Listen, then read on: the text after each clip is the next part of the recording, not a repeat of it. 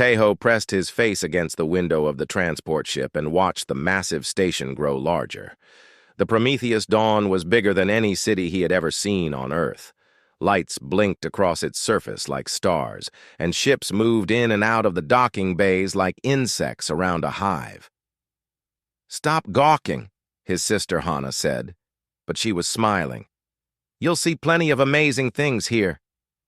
Taiho pulled back from the window and checked the carrier at his feet. Inside, a small, furry creature with black and white stripes looked up at him with dark eyes. Mochi made a soft, huffing sound. "Is he going to be okay?" Taiho asked.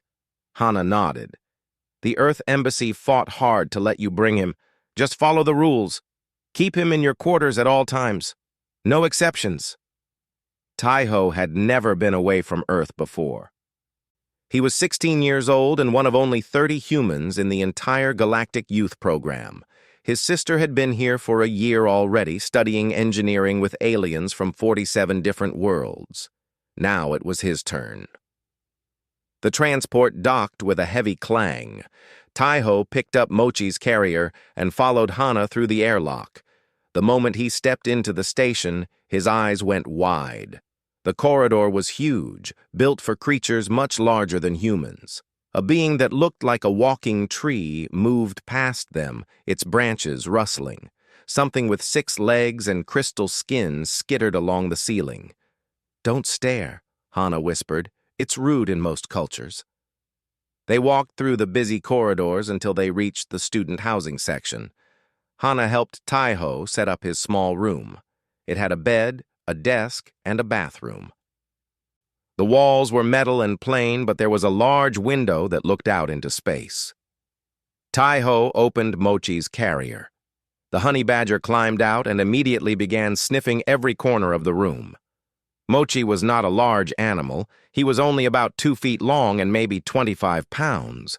But Taiho had raised him from a baby, and the badger was his best friend. "Remember," Hana said firmly, "he stays here, always. Some species on this station would see him as prey. Others would see him as a threat. Either way, it causes problems." "I understand," Taiho promised. The next morning, Taiho went to his first class. The classroom was enormous, with seats of different sizes and shapes to fit different species. Taiho found a human-sized chair near the back. A few minutes later, another human walked in and sat next to him. "Hey! Another human?" the boy said with a big smile. "I'm Jinwoo, 2nd year." "Taiho. 1st year," Taiho replied. "Good to meet you. Fair warning, the social structure here is weird. Predator species tend to run things. The bigger you are, the more respect you get. Humans are in a weird spot. We're from a death world, so some species are scared of us. But we're also small compared to most predators, so others don't take us seriously." Before Taiho could ask what that meant, the room suddenly got quiet. A massive figure entered through the large door at the front of the classroom. Taiho's breath caught in his throat. The creature stood at least 12 feet tall. Its body was covered in black scales that looked like polished stone. It had 4 arms, each ending in clawed hands. Its head was angular with bright yellow eyes that seemed to glow. When it opened its mouth, Taiho saw rows of sharp teeth. "That's Vormath," Jinwoo whispered. "He's an apex. They're one of the top predator species in this sector. He's been here for 2 years and basically runs the junior class commons." Vormath walked slowly down the aisle. Students from various species pressed themselves back in their seats as he passed. He moved like he owned every inch of space. His yellow eyes scanned the room, and Taiho saw other students look away when that gaze fell on them.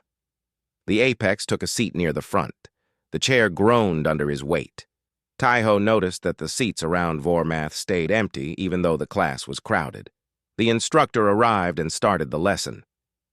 It was a basic introduction to galactic cultures and history. Taiho tried to pay attention, but he kept noticing how other students reacted to Vormath. Whenever the apex shifted in his seat, nearby students flinched. When he raised one of his forearms to ask a question, his voice was deep and loud, and it made the smaller species tremble. After class, Taiho followed the other students to the commons area. This was a large open space where students could eat, study, or relax between classes. There were tables and chairs of different sizes, viewing screens on the walls, and a food dispensary that could create meals for dozens of different species. Taiho got his lunch and looked for a place to sit. He saw a small insectoid creature sitting alone at a corner table. The being had a thin body, large compound eyes, and delicate limbs. It looked nervous. Taiho walked over. "Can I sit here?" The insectoid looked up, surprised. "You want to sit with me?" "Sure. I'm Taiho. I'm human." "I know what humans are," the insectoid said quietly. "I am Kiwan. My species has no name that translates well into your language." They started eating together. Kiwan was shy but friendly. He told Taiho about his homeworld, which had 3 suns and forests made of crystal. Taiho told Kiwan about Earth, about oceans and mountains and rain. Then Vormath entered the commons. The noise level dropped immediately. The huge apex walked to the food dispensary, and the line of students quickly moved aside. No one wanted to be in his way. Vormath got his food, and then walked over to a table where 3 smaller aliens were sitting. "Move," Vormath said simply. The 3 students grabbed their trays and hurried away. Vormath sat down and began eating. Taiho watched with growing discomfort. "He does that every day," Kiwan said quietly. "He takes whatever seat he wants. Sometimes he takes food from other students' trays.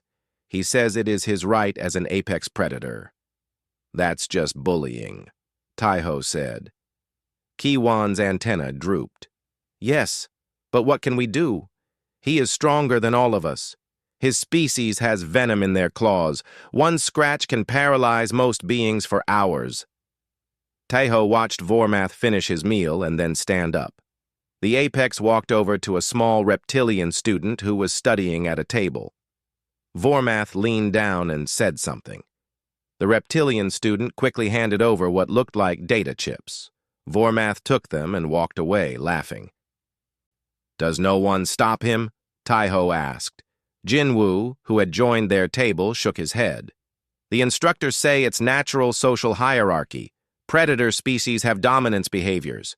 The academy believes in letting students work out their own social structures. As long as no one gets seriously hurt, they don't interfere." That evening, Taiho returned to his quarters, feeling frustrated and angry. He found Mochi waiting by the door, as always. The honey badger made happy sounds and climbed up Taiho's leg to his shoulder. Taiho sat on his bed and scratched Mochi behind the ears. The badger was fearless. Back on Earth, Taiho had seen Mochi face down dogs 3 times his size without hesitation. Honey badgers were famous for their courage and their refusal to back down from anything. "I wish things were different here, Mochi," Taiho said softly. "But Hana says I need to keep my head down. Don't draw attention.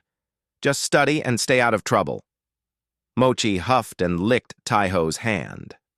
The badger didn't understand the words, but he understood his human was upset. Taiho looked out the window at the stars beyond the station.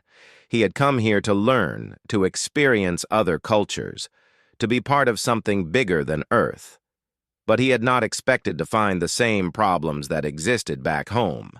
Bullies existed everywhere, it seemed, even in space. He just hoped things would get better. 3 weeks passed, and things got worse instead of better. Taiho watched it happen slowly. At first, Vormath just took seats and food from other students. Then he started claiming entire sections of the commons area as his territory. He would walk into the recreation zone and announce that everything in that area belonged to him for the next few hours. Students would have to leave, even if they were in the middle of games or studies. No one challenged him.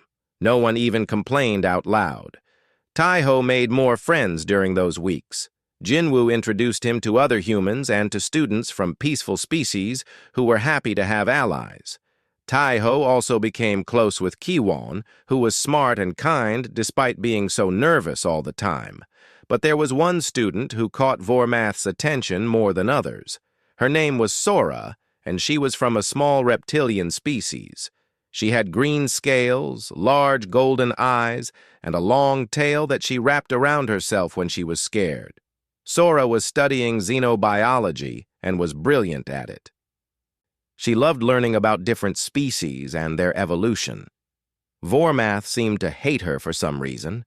Maybe it was because she was small and reminded him of prey animals from his home world. Maybe it was because she was quiet and made an easy target. Whatever the reason, he started focusing his bullying on her. It started small. He would knock her datapad off the table as he walked by. He would stand too close to her in the halls, forcing her to press against the wall to avoid touching him. He would laugh at her in front of other students. Sora tried to ignore it. She kept her head down and tried to stay out of his way. But Vormath did not let her escape. One afternoon, Taiho was in the observation deck. This was a large room with huge windows that looked out into space. Students came here to relax and watch the stars. Sora was there too, working on a research project. She had several datapads spread out on a table and was making notes. Vormath entered the observation deck with two other students from predator species. They were not as big as him, but they followed him like shadows, laughing at his jokes and agreeing with everything he said. Vormath walked straight to Sora's table. "I need this space," he said. Sora looked up, her golden eyes wide. I am using it. There are other tables." Vormath leaned down, bringing his huge face close to hers. "I said I need this space. Move." "Please," Sora said, her voice shaking. "I have a deadline. My research project is due tomorrow. I just need 1 more hour." Vormath's hand shot out. He grabbed all of Sora's datapads in one of his 4 hands and held them up high, out of her reach. "You can have them back when I am done here." "No!" Sora reached up, trying to get her datapads. "Please, that is weeks of work." Vormath laughed. "Then you should have moved when I told you to." Taiho was on his feet before he realized he was moving. "Give them back." Vormath turned his yellow eyes toward Taiho. "What did you say, little human?" "I said give them back. She was here first. You have no right to take her things." Jinwoo, who had been sitting nearby, grabbed Taiho's arm. "Don't," he whispered urgently. "He is dangerous." But Taiho pulled his arm free and walked closer. "This is not right. You cannot just take whatever you want from people." Vormath set the datapads down on the table behind him and turned to face Taiho fully. The apex was more than twice Taiho's height. His 4 arms flexed, showing muscles like cables under his black scales. "Are you challenging me, soft thing?" Vormath asked. His voice was low and dangerous. "I am asking you to act like a decent person," Taiho said. His heart was pounding, but he kept his voice steady. "Give Sora her datapads back and leave her alone." Vormath stared at Taiho for a long moment. Then he laughed. It was not a friendly sound. "Humans, so small and weak, but you think you are brave because you come from a dangerous world. Let me show you something." One of Vormath's hands moved faster than Taiho could react. The apex pushed Taiho hard in the chest. Taiho stumbled backward and fell to the floor. The impact knocked the wind out of him. "Stay down," Vormath said. "This does not concern you." Taiho struggled to his feet, but Jinwoo and another student held him back. "Stop," Jinwoo hissed. "He will hurt you, really hurt you." Vormath picked up Sora's datapads again and walked toward the door.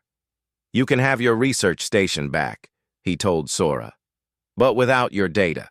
Maybe next time you will move faster when I tell you to."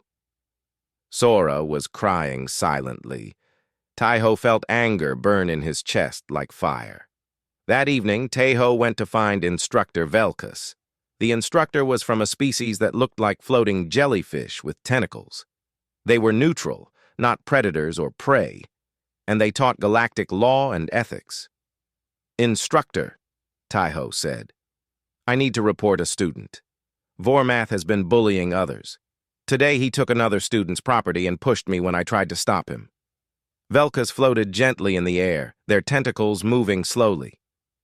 "I am aware of Vormath's behavior. Many students have mentioned it." "Then why has nothing been done?" Taiho asked, trying to keep his voice respectful. "The Academy believes in natural social structures," Velkas explained.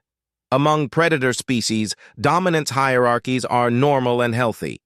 It teaches young beings about their place in society. As long as no serious injury occurs, we do not interfere." "But he is hurting people," Taiho insisted. "Maybe not physically, but he is making them scared and taking their things." Velkas's tentacles waved in what might have been a shrug. "That is the way of predators, young human. Perhaps on your world you do not understand these things. But in the galaxy, strength determines social order. Vormath is simply establishing his natural position." Taiho left the meeting feeling more frustrated than before. He went to his sister's quarters and told her everything. Hana listened carefully, her face serious. "I know it is hard to watch," she said. "I have seen similar things in my classes with older students. The Academy Board is talking about new policies, but change happens slowly with so many different species and cultures involved."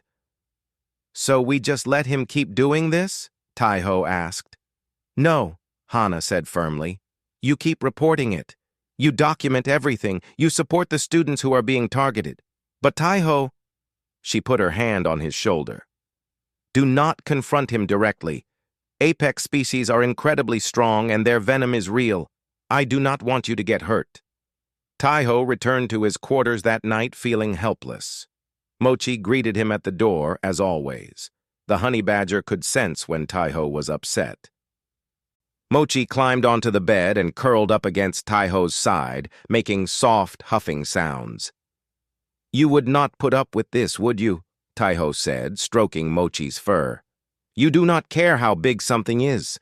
You just do what is right." Mochi had once fought off a snake that got into their yard back on Earth.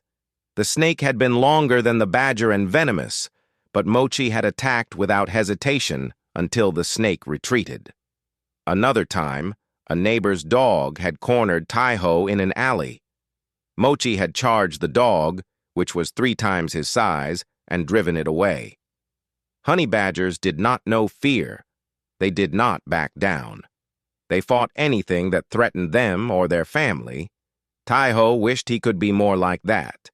But he was just a human teenager, far from home, in a place where size and strength seemed to matter more than being right. Over the next few days, Vormath's behavior got even worse. He started forcing other students to bow to him when he walked past. Most did it, too scared to refuse. He would stand in doorways and make students ask permission to pass. He took food from trays, claiming he deserved the best pieces. Kiwan stopped coming to the commons entirely. He ate in his quarters and only came out for classes. Sora lost her research slot to Vormath, who claimed he needed it more. Other students from smaller species started looking thin and tired, too afraid to go to the commons when Vormath was there. And still, the instructors did nothing. Taiho spent more time in his quarters with Mochi. He watched the honey badger practice fighting with the training dummy he had set up. Mochi would charge the dummy, climb it, bite it, and tear at it with his claws. The badger never got tired and never gave up. "I wish I knew what to do, Mochi," Taiho said quietly. The honey badger looked at him with those dark, fearless eyes. Then Mochi went back to attacking the dummy, showing Taiho exactly what he thought should be done. The breaking point came during a multi-species social gathering in the main commons room. These gatherings happened once a month. The Academy organized them to help students from different worlds interact and build friendships. There would be music, special foods from various cultures, and games that different species could play together. Attendance was not required, but most students came. Taiho almost stayed in his quarters. He did not want to deal with Vormath, but Jinwoo convinced him to come. saying it would be good to show solidarity with the other students who were scared. The Commons room was decorated with lights and colorful banners. There were maybe 60 students there from 20 different species. Music played softly from speakers, a mix of sounds from different worlds. Tables were filled with food that ranged from things that looked almost normal to Taiho's eyes to substances that glowed or moved on their own. Taiho was talking with Sora and Kiwan near one of the viewing screens when Vormath arrived. The Apex entered with his usual 2 followers, but tonight Vormath seemed to have something specific in mind. He walked to the center of the room and climbed onto one of the large tables. His 12-foot height made him tower over everyone even more than usual. "Listen," Vormath said, his deep voice cutting through the music and conversation. "I have something to say." The room went quiet. Students turned to look at the massive predator standing above them. "I have been here for 2 years," Vormath continued. "In my culture, when a leader proves his strength, others show respect by acknowledging his position. Tonight, I want that acknowledgement from all of you." He jumped down from the table with a heavy thud that shook the floor. "When I approach you, you will bow. This shows you understand the natural order. Predators lead, others follow. That is the way of the universe." Taiho felt his stomach twist. Around him, students shifted nervously. Some looked angry, but most just looked afraid. Vormath started walking through the crowd. He approached a large being that looked like a bear with 6 legs. The creature hesitated, then lowered its head in a bow. Vormath nodded and moved on. One by one, Vormath went to different students. Most bowed immediately. A few hesitated, but eventually did it when Vormath stared at them with those yellow eyes. His 2 followers laughed and encouraged him, making comments about how right this was. Taiho watched with growing anger. This was not natural social order. This was tyranny. This was one person using fear to control others. Vormath reached Kaiwan. The small insectoid was trembling, his antennae flat against his head, but he did not bow. "Bow," Vormath commanded. "No," Kaiwan whispered. His voice was so quiet that Taiho barely heard it. But Vormath did. "What did you say?" The apex leaned down. "I said no." Kiwan's voice was stronger now, though his whole body shook. "I will not bow to you. You have not earned my respect. You have only earned my fear, and I am tired of being afraid." For a moment, no one moved. No one breathed. Then Vormath's hand shot out. He grabbed Kaiwan by the thorax and lifted the insectoid into the air.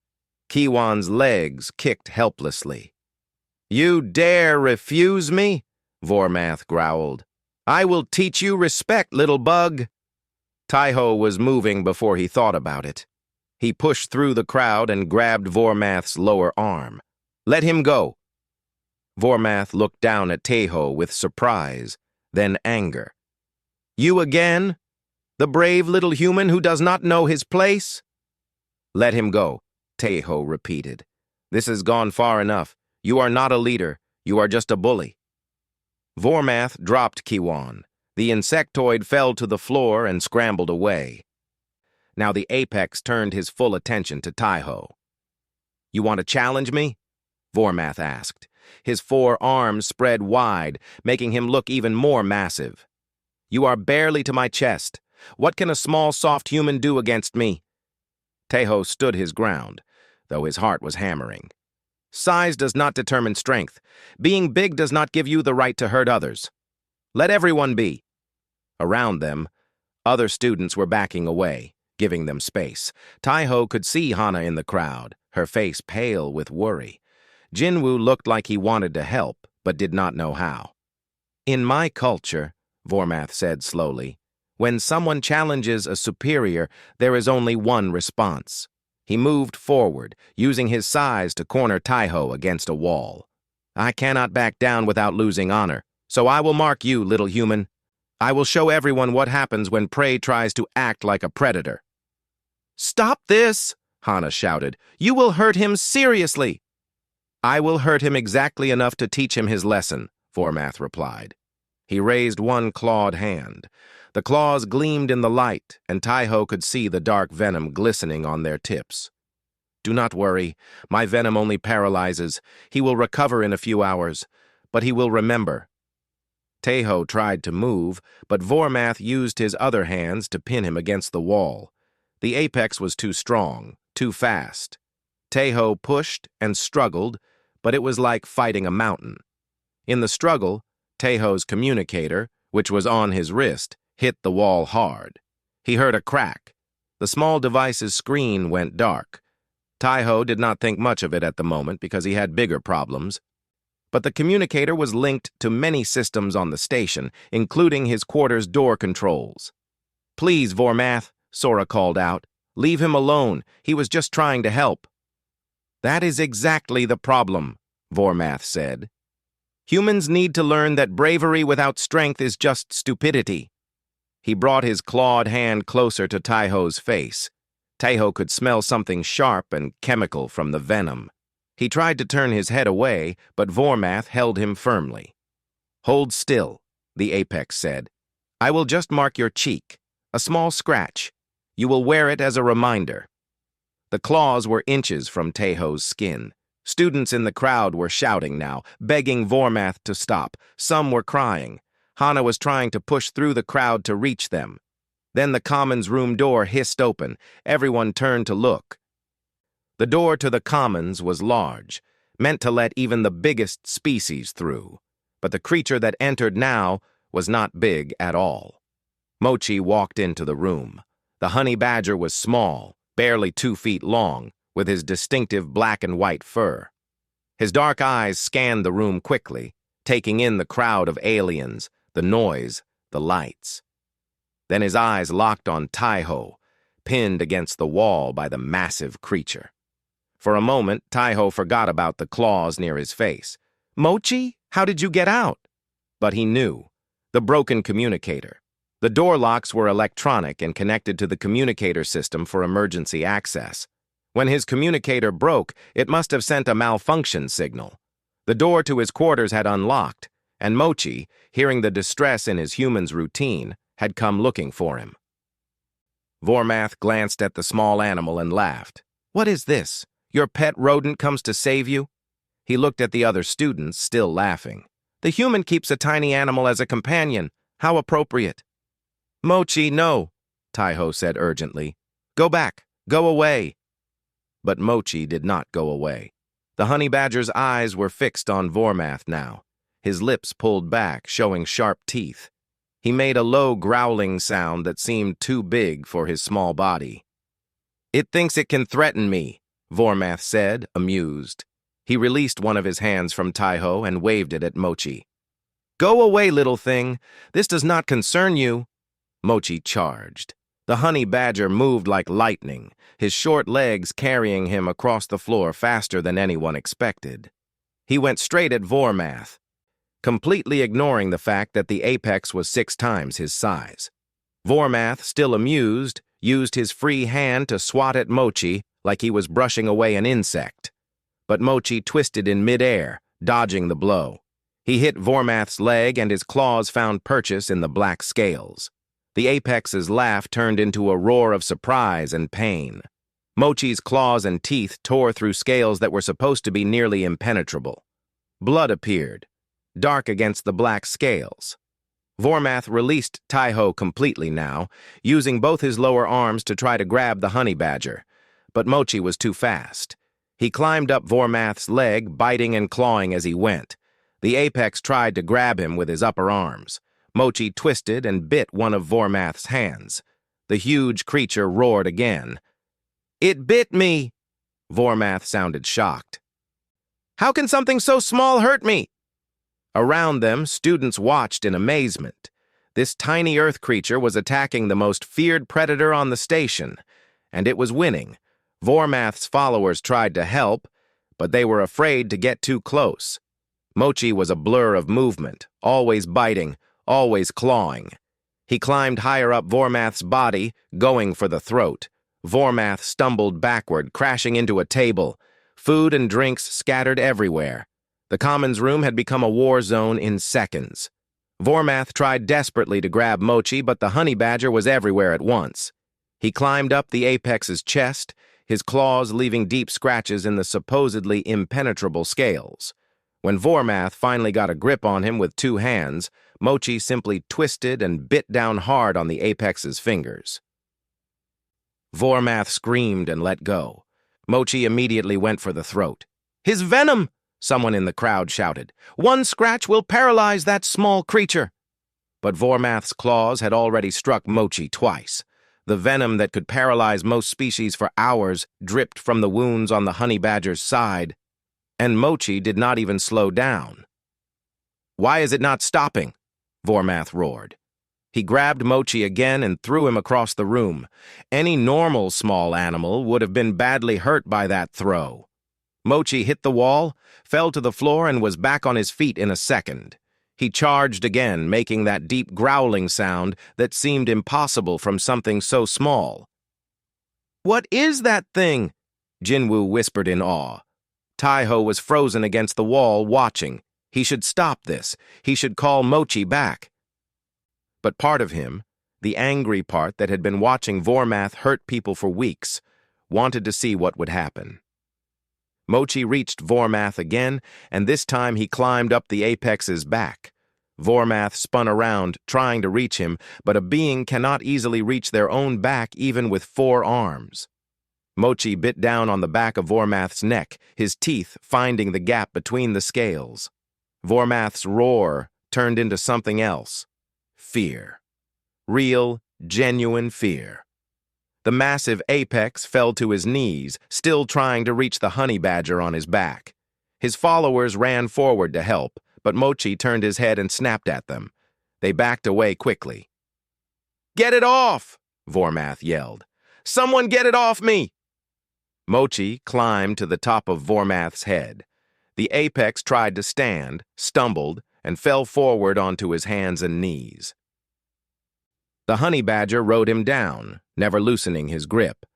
Blood was running down Vormath's scales now from dozens of wounds. His 4 arms waved uselessly. He tried to roll over to crush Mochi beneath him, but the badger jumped clear and then immediately attacked again, this time going for Vormath's face. The apex covered his face with his hands. Mochi attacked the hands instead, biting fingers and clawing palms. When Vormath tried to look through his fingers, Mochi snapped at his eyes. The apex pulled his hands back over his face with a sound that might have been a sob.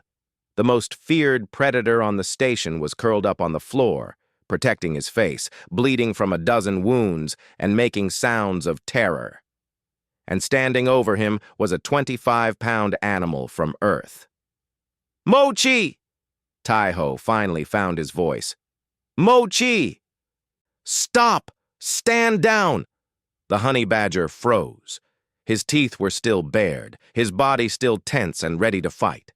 But he responded to his human's command. Slowly, Mochi backed away from Vormath. He walked across the floor to Taiho and sat down at his feet, looking up at him. Taiho knelt down. "Good boy, Mochi. It is okay. I am okay." The honey badger had blood on his muzzle, but it was not his blood. The scratches on his side from Vormath's venom claws were already closing, barely seeming to bother him. The Commons room was completely silent. 60 students from 20 species stood frozen, staring at the scene before them. The massive 12-foot apex predator was still on the floor, trembling. The small earth animal sat calmly next to his human. Vormath slowly lowered his hands from his face.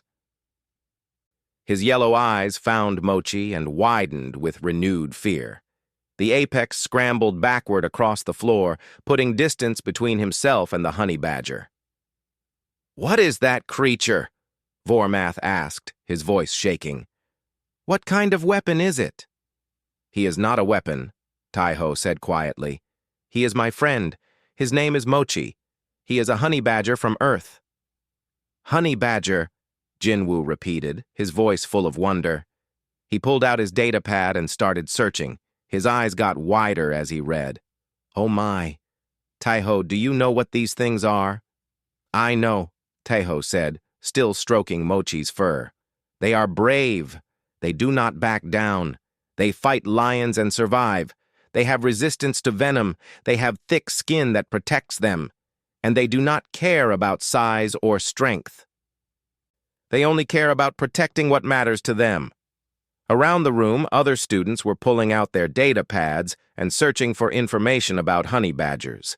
Taiho heard gasps and whispers as they read. It says here they attack animals 50 times their size, someone said. They raid beehives and eat the bees while being stung hundreds of times, another added.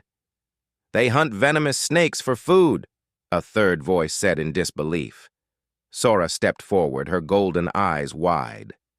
They are from a death world, Earth, where humans come from. All eyes turned to Taiho. He suddenly understood what they were thinking. Humans came from a world so dangerous that even the small animals were fearless predators. You keep these as pets? A student asked, their voice a mix of horror and respect. Not exactly pets, Taiho said. Companions, friends. Mochi was rescued as a baby. I raised him. We look after each other. Vormath had managed to get to his feet. He swayed slightly, blood still dripping from his many wounds. His eyes stayed fixed on Mochi, and he made no move to come closer. I need medical attention, Vormath said, his voice much quieter than before. As if summoned by those words, the doors opened again. This time it was station security and medical staff. They must have been alerted when the fight started. They stopped in the doorway, taking in the scene. A security officer from a species that looked like an upright lizard stepped forward. What happened here? Everyone started talking at once, but the security officer held up a hand for silence. One at a time. You, human, explain. Taiho stood up with Mochi at his feet. Vormath was threatening me. My communicator broke and accidentally released my quarters door lock. My honey badger came to find me. He saw Vormath attacking me and defended me. That animal is restricted to quarters, the security officer said. It is a violation to have it in public areas. It was an accident, Hana said, pushing through the crowd. The door malfunction can be verified in the system logs. The security officer looked at Vormath. You need medical attention. And you, he looked at Taiho, need to secure your animal immediately and report to the Academy Board tomorrow morning. Medical staff moved forward to treat Vormath. The apex flinched away when they approached, his eyes still on Mochi. The medical team had to reassure him several times that the honey badger would not attack again. Taiho picked up Mochi, holding him carefully. The badger was calm now, huffing softly and licking Taiho's hand. To anyone watching, he looked like a normal, friendly pet. But everyone in that room had just seen what he could do. As Taiho carried Mochi out of the commons, students moved aside to let him pass. Some looked afraid. Others looked at him with new respect. A few even nodded in approval. Jinwoo walked with Taiho back to his quarters. That was incredible, he said quietly. I have never seen anything like that. Vormath is trained in combat. His species are apex predators with venom and armor. And your honey badger just destroyed him. Mochi was just protecting me, Taiho said. That is what honey badgers do. They reached Taiho's quarters. The door was indeed unlocked, the control panel showing an error message. Taiho carried Mochi inside and set him down gently. He checked the badger carefully for injuries. The scratches from Vormath's claws were shallow and already healing. Mochi seemed completely unbothered by them. I should be mad at you, Taiho told Mochi. You broke the rules. You fought when you did not have to, but... He hugged the honey badger close. Thank you. You saved me. Mochi huffed and licked his face. Jinwoo stood in the doorway. What do you think will happen tomorrow? Taiho shook his head. I do not know. Maybe they will expel me. Maybe they will take Mochi away, but at least Vormath learned something tonight. Everyone learned something tonight, Jinwoo said. We learned that humans come from a world where even the small animals are warriors. We learned that size is not everything. And we learned that Vormath is not as strong as he pretended to be. After Jinwoo left, Taiho sat on his bed with Mochi curled up beside him. Through his window, he could see the stars beyond the station. Somewhere out there was Earth, his home world, where animals like Mochi were just part of everyday life. He thought about the looks on the other students' faces, the fear, the respect, the understanding that humans were different than they thought. Taiho did not know what tomorrow would bring. But tonight, one bully had learned that courage and ferocity came in all sizes, and sometimes the smallest fighters had the biggest hearts. Taiho did not sleep much that night. He kept expecting security to come and take Mochi away. Every sound in the corridor made him jump, but no one came. In the morning, he dressed carefully and made sure Mochi had food and water. You have to stay here today, he told the honey badger. No matter what, understand? Mochi huffed and rubbed against his leg. Taiho had repaired his communicator with a spare unit from his sister. The door would stay locked properly now. The summons came at breakfast time. Taiho was to report to the academy board immediately. Hana insisted on going with him. The boardroom was large and circular. 7 beings sat at a curved table that went halfway around the room. They represented different species and different ways of thinking. In the center of them was head administrator Tal Shan, a being that looked like a floating collection of crystals that glowed with inner light. Taiho of Earth, Tal Shan's voice echoed in the room. You stand accused of violating academy regulations by allowing your restricted animal to enter public spaces. It was an accident, Taiho said. My communicator malfunctioned during a struggle. The door lock released without my knowledge or intention. We have reviewed the security footage, another board member said. This one was covered in blue fur and had multiple eyes. The footage confirms your statement. The door malfunction was accidental. Taiho felt a small bit of relief.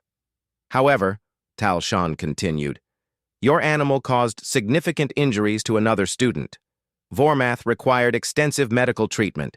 His family is demanding consequences. May I speak? Hana asked. The board members nodded. The footage also shows Vormath attacking my brother. He was about to use his venom claws on Taiho's face. The honey badger acted in defense of his companion. Is that not a natural right, even for animals? The footage shows more than that, said a third board member whose species Taiho did not recognize. It shows weeks of intimidation and bullying by Vormath. Multiple students have come forward since last night to file formal complaints. Taiho looked up in surprise. Apparently, the board member continued, seeing Vormath defeated gave many students the courage to speak up. We have 17 separate complaints detailing harassment, theft, and intimidation. Tal Shan's crystals dimmed slightly, which might have meant the administrator was upset. We were not aware the situation had become so serious. Instructor Velkas reported that these were normal dominance behaviors. Normal for predator species, perhaps, Hana said. But this is an academy for learning, not for establishing hunting territories. Students should feel safe here. The board members spoke quietly among themselves for several minutes. Finally, Tal Shan addressed Taiho again. We have made our decision. You are not expelled. Your animal may remain on the station under the original restrictions. However, we require improved door security for your quarters. Thank you, Taiho said, relief flooding through him. Do not thank us yet, Tal Shan said. Vormath's family has also requested something unusual. They wish to speak with you. An hour later, Taiho found himself in a communication room. On the large screen before him were 3 members of Vormath's species. They were even larger than him. their black scales decorated with markings that showed age and status. These were his family elders. Taiho expected anger, he expected threats. Instead, the eldest apex inclined her massive head in what looked like respect. "Human child," she said, her voice deep and measured. "We have reviewed the footage of last night's events. We have spoken with our young Vormath. We are not angry with you." Taiho blinked in confusion. "You are not?" "In our culture," the elder explained, "being defeated in combat is not shameful. What is shameful is refusing to fight when challenged. What is shameful is bullying those weaker than yourself instead of protecting them. Vormath has brought dishonor to our family through his behavior." Another elder spoke, a male with scars across his face. "Your small companion defeated our son in fair combat. This is worthy of respect. That creature showed true warrior spirit. Fearless, relentless, honorable. But more importantly," the first elder said, "you tried to stop Vormath with words first. You stood up for those who could not defend themselves. These are the actions of a true leader, not a bully. We are grateful you showed our son this lesson, even though it was painful for him." "What will happen to Vormath?" Taiho asked. "He will remain at the academy," the elder said. "But he will learn humility. He will learn that size and strength must be used to protect, not to harm. He has asked to speak with you, if you will allow it." Taiho hesitated, then nodded. "I will speak with him." The screen changed. Vormath appeared, and Taiho almost did not recognize him. The massive apex was bandaged in several places. His scales looked dull, and his yellow eyes were downcast. But more than the physical changes, his whole presence was different. The arrogance was gone. "Taiho," Vormath said quietly, "I wish to apologize." Taiho said nothing, just waited. "I thought strength meant dominating others," Vormath continued. "I thought being the biggest meant I deserved to take what I wanted. Your small companion taught me I was wrong. Something tiny defeated me completely. Not because of size, but because of courage and determination." Vormath looked directly at the camera now. "You tried to tell me with words. You tried to explain. I did not listen. I am sorry for threatening you. I am sorry for hurting the other students. I wish to make things right if you will let me." Taiho thought for a moment. "You can start by apologizing to everyone you bullied. Kiwan, Sora, all of them. And then you can show through your actions that you have changed. Words are easy. Actions are what matter." Vormath nodded slowly. "I will do this. Thank you for not destroying me completely. Your companion could have killed me, but you called him off. You showed mercy. That is what good people do," Taiho said. "They protect others, and they show mercy when they can." The conversation ended, and Taiho left the communication room feeling strange. He had expected punishment and anger. Instead, he found understanding and respect. Over the next weeks, things changed at the academy. The board implemented new policies against bullying and intimidation. Instructors were trained to recognize the difference between natural social behaviors and harmful harassment. Students were given clear ways to report problems without fear. Vormath kept his word. He personally apologized to every student he had hurt. At first, they were afraid of him, but slowly, as he showed through consistent actions that he had changed, fear turned to cautious acceptance. One afternoon, Taiho was in the commons, studying with Kiwan and Sora. Vormath approached their table. Everyone tensed. "May I sit with you?" the apex asked quietly. They exchanged glances. Finally, Sora nodded. "You may sit." Vormath carefully lowered himself into a reinforced chair. "I am having difficulty with this assignment on galactic trade routes. Sora, you are good at this subject. Could you help me understand it?" Sora stared at him for a moment, then pulled out her datapad. "Show me what you do not understand." They worked together for an hour. Vormath was patient and grateful for the help. When other students walked by and saw the massive apex studying peacefully with smaller species, they stared in amazement. Mochi, of course, became a legend on the station. Everyone wanted to know more about honey badgers. Students researched Earth animals and were both horrified and fascinated by what they found. "You have creatures called hippos that kill more humans than any predator?" one student asked Taeho in disbelief.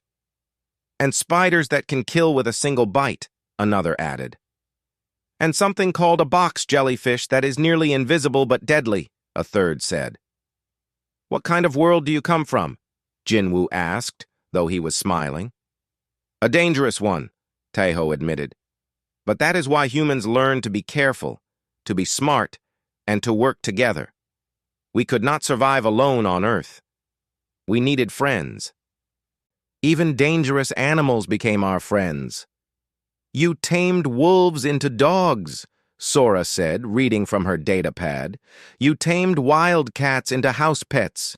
You even tamed horses, which are powerful enough to kill you with a single kick." "We did not tame them," Taeho corrected gently. "We made friendships with them. We helped each other. That is the human way. We work together even with beings that are different from us." News of the honey badger spread beyond the academy. Other stations wanted to know about this small Earth creature that had defeated an apex predator. Scientific papers were written about honey badger biology and behavior. Some species started to understand that humans were more than just another species.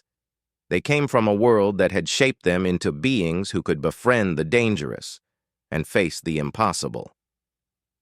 3 months after the incident, the Academy held a ceremony. Students who had shown exceptional courage and character were recognized. To everyone's surprise, both Taeho and Vormath were called to the stage. "These two students," Head Administrator Tal Shan announced, "have taught us all valuable lessons. Taeho showed us that standing up for others matters, even when it is dangerous. Vormath showed us that recognizing our mistakes and changing our behavior is the mark of true strength." They stood together on the stage, the small human and the massive apex. Vormath extended one of his 4 hands. Taeho took it. The audience erupted in applause from 60 different species, each making their own sounds of approval. Later that evening, Taeho returned to his quarters. Mochi greeted him at the door, as always. Taeho sat on his bed and the honey badger climbed up beside him. "You know what, Mochi?" Taeho said, stroking the badger's fur. "I think we helped make things better here, not just by fighting, but by showing everyone that courage comes in all sizes, that being strong means protecting others, not hurting them." Mochi huffed and curled up against Taeho's side. Through the window, Taeho could see ships coming and going from the station. Each one carried beings from different worlds, different cultures, different ways of thinking. But here on the Prometheus Dawn, they were learning to live together, to respect each other, not because of size or strength, but because of character and courage. And somewhere on Earth, other humans were probably going about their normal lives, walking their dogs, playing with their cats, and living peacefully alongside creatures that the galaxy was only now beginning to understand were remarkable. That was the human way. They did not conquer through force. They made friends with the impossible. They stood up for what was right, and they showed the universe that the smallest hearts could hold the greatest courage. Taeho smiled and closed his eyes, Mochi warm against his side. Tomorrow would bring new lessons and new challenges. But tonight, he was content knowing that one bully had learned to be better, and dozens of students had learned that they did not have to be afraid anymore. And it had all started because a 12-foot predator dominated a classroom, and a human kid's honey badger had shown everyone what real strength looked like.